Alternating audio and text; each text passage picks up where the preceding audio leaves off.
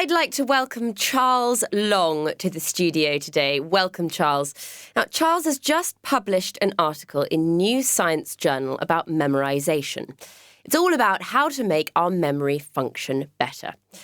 Charles, exam time is on its way and there'll be lots of teenagers tuning in today. Can you give us some advice about improving our ability to memorize? Hello. Yes, of course. I'd like to start by talking about the process of memorization. It's vital that we understand the process if we want to make adjustments to the way we function. We all use memory in the same way. It doesn't matter whether you're a student revising for your finals or an adult standing in the aisle of a supermarket trying to recall a particular item from a grocery list.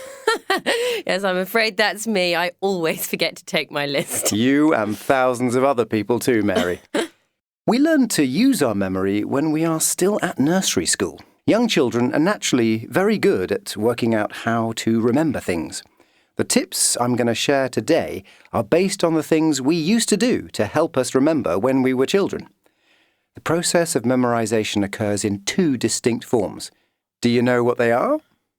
Are they long-term memory and short-term memory? That's right.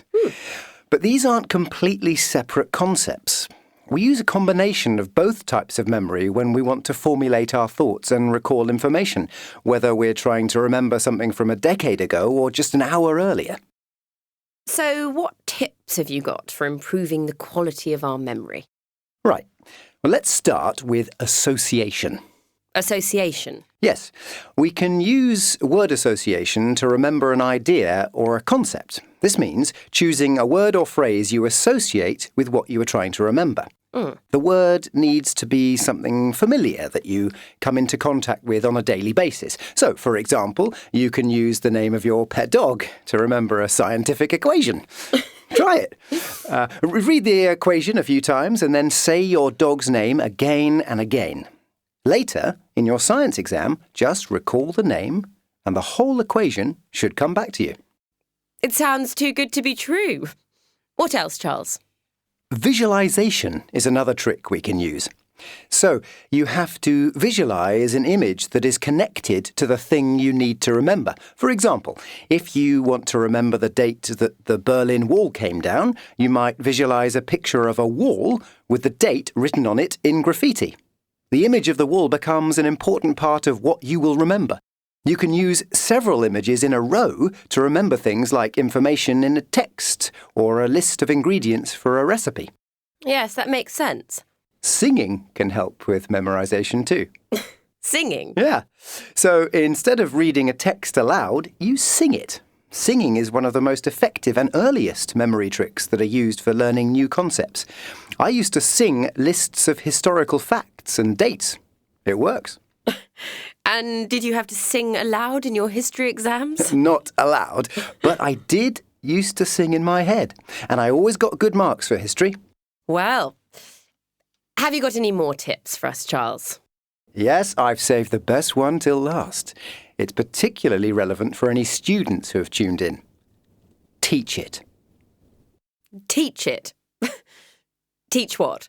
Teach whatever it is that you want to remember. So, if you're studying for an English exam, teach the concepts to someone else. It can be a real person, a friend in a study group is ideal, or it can be a pretend person. You can just imagine someone is listening to you as you teach. Better still, record yourself teaching and then play back the video to revise the material further. That sounds like a great tip. Or trick. Yes, it really works because in order to teach something, you need to understand it. Teaching reinforces the understanding, and although these sound like tricks, they aren't really.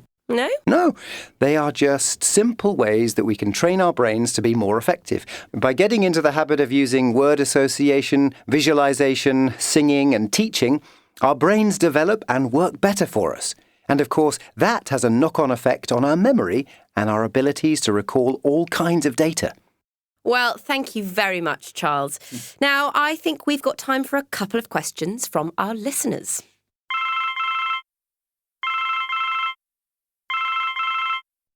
This recording was brought to you by the British Council. To find others like it, visit www.britishcouncil.org/LearnEnglishTeens.